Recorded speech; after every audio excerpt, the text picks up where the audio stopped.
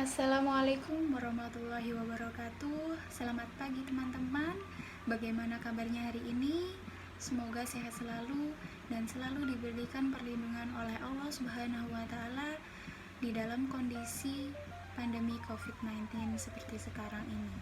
Amin amin ya rabbal alamin. Alhamdulillah, pada hari ini saya diberi kesempatan oleh Mbak Nurin Nafiah selaku moderator untuk memberikan materi terkait diskusi online pada hari ini dengan tema Open Your Mind About COVID-19 dan mulai berbisnis dari sekarang.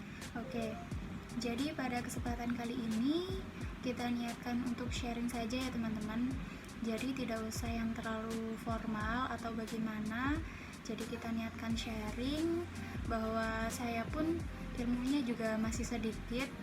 Jadi kalaupun dari teman-teman ada yang misalnya lebih berpengalaman dari saya atau lebih mengetahui bagaimana bisnis berjalan daripada saya, kita bisa sharing bareng. Bicara tentang COVID-19 yang sudah masuk di Indonesia, tepatnya pada bulan Maret 2020, yang memberikan dampak yang sangat signifikan di seluruh bidang kehidupan, tidak hanya masalah kesehatan, namun juga masalah perekonomian.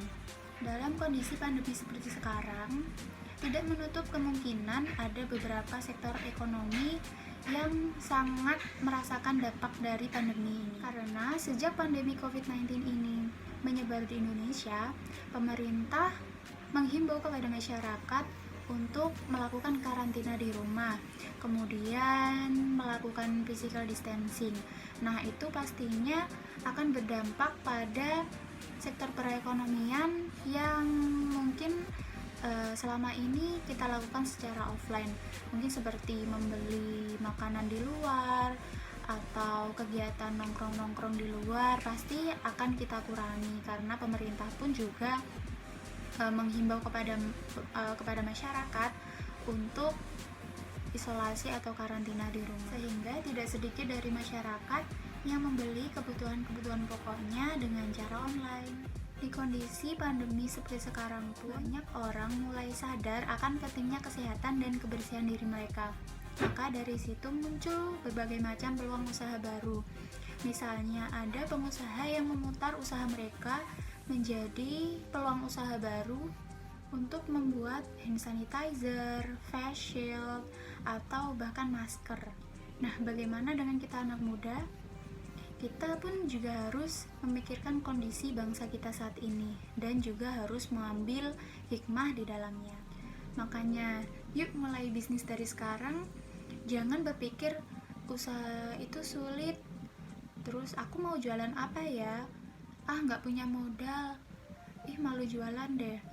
Terus di kondisi pandemi kayak sekarang itu aku mau jualan apa ya?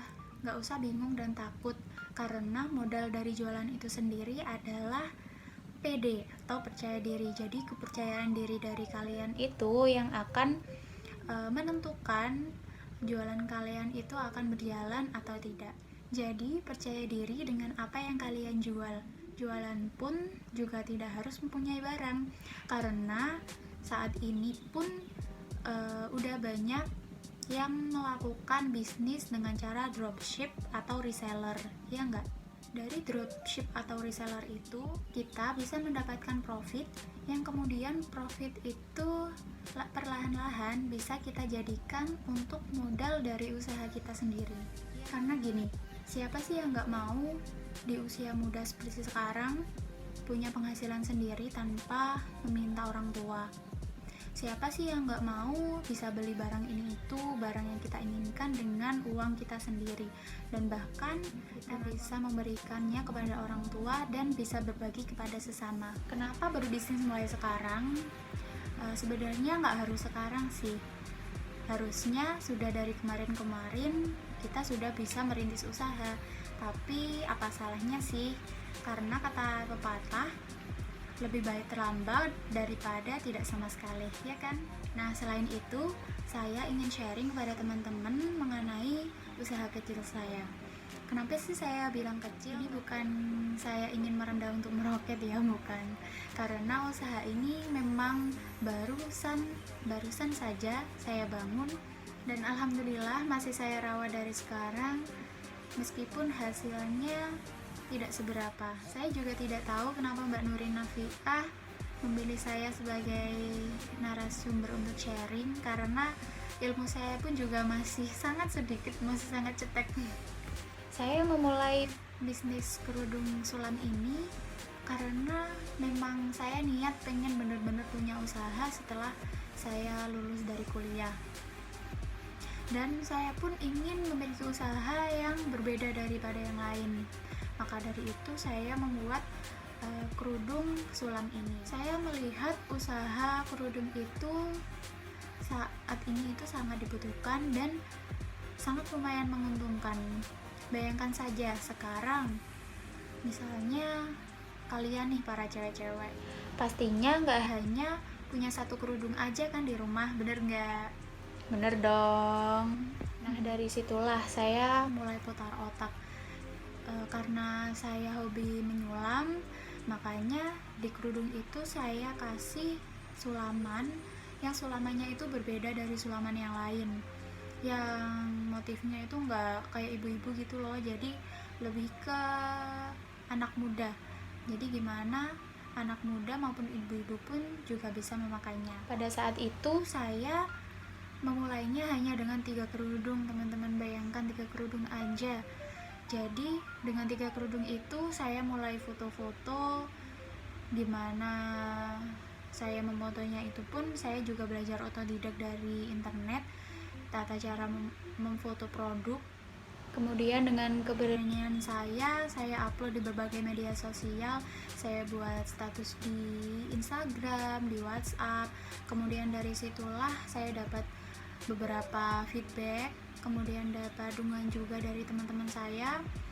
Kemudian dari situlah saya mulai semangat untuk membangun usaha ini, usaha kerudung sulam ini.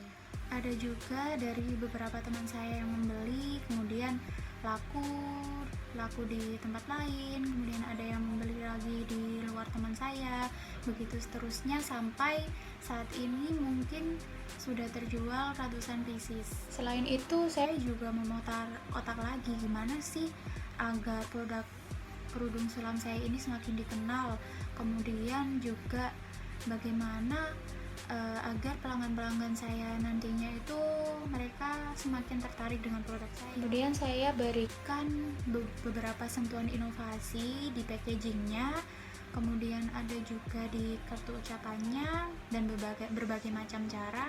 Saya pun juga melakukan berbagai macam iklan di Instagram dan Facebook, dan saya pun perlahan membuka akun di Shopee. Nah dari situlah banyak pelanggan yang berdatangan ke toko saya, bahkan ada pelanggan yang dari Kalimantan, dari Sumatera, dan kebanyakan dari Jawa Barat itu rela membeli produk saya padahal tempatnya jauh di Kediri. Apalagi di kondisi pandemi seperti sekarang. Jadi saya pun memanfaatkan peluang yang ada. Selain menjual kerudung, saya juga membuat produk baru, yakni masker sulam. Kenapa sih kok masker sulam? Karena dari beberapa akun-akun yang menjual masker yang saya jumpai di media sosial itu, mereka menjual masker hanya dengan menjual masker saja. Padahal masker itu di era sekarang sudah menjadi fashion, benar gak sih?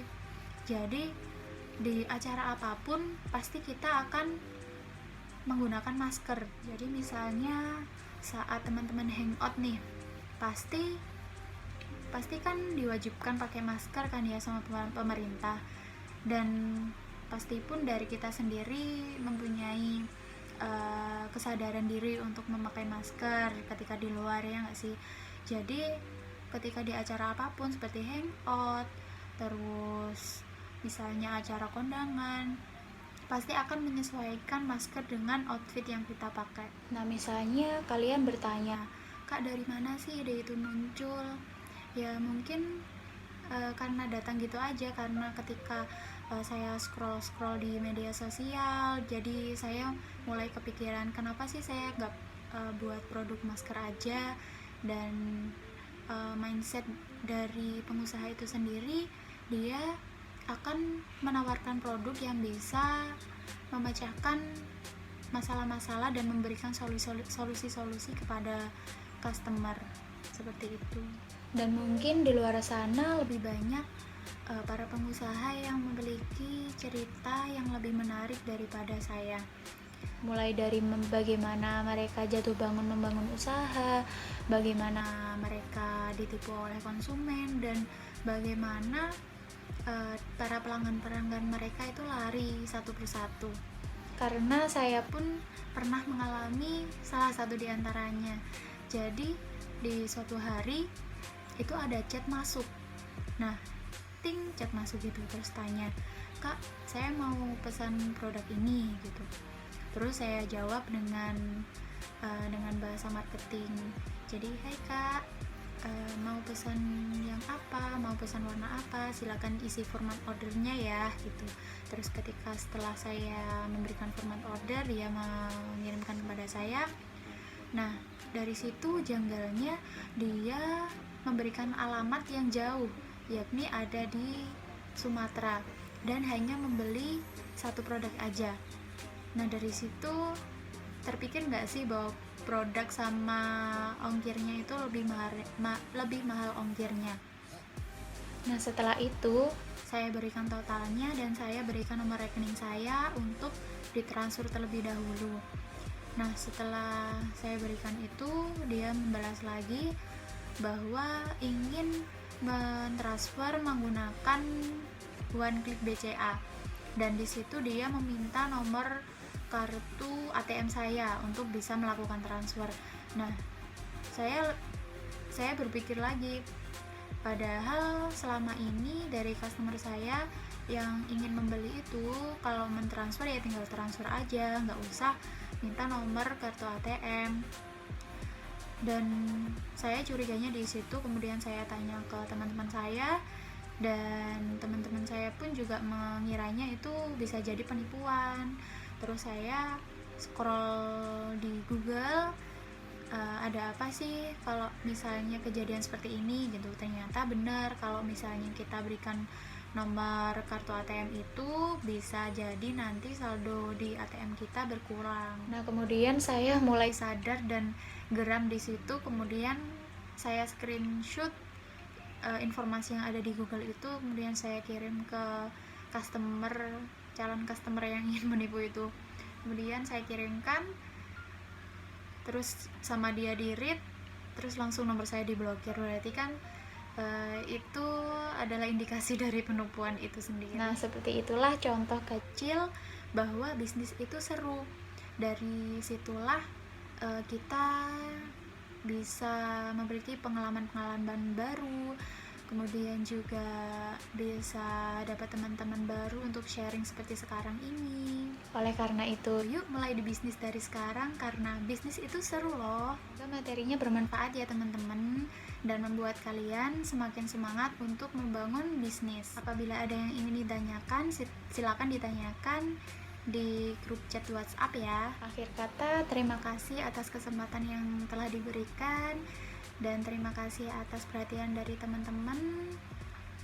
Wassalamualaikum warahmatullahi wabarakatuh.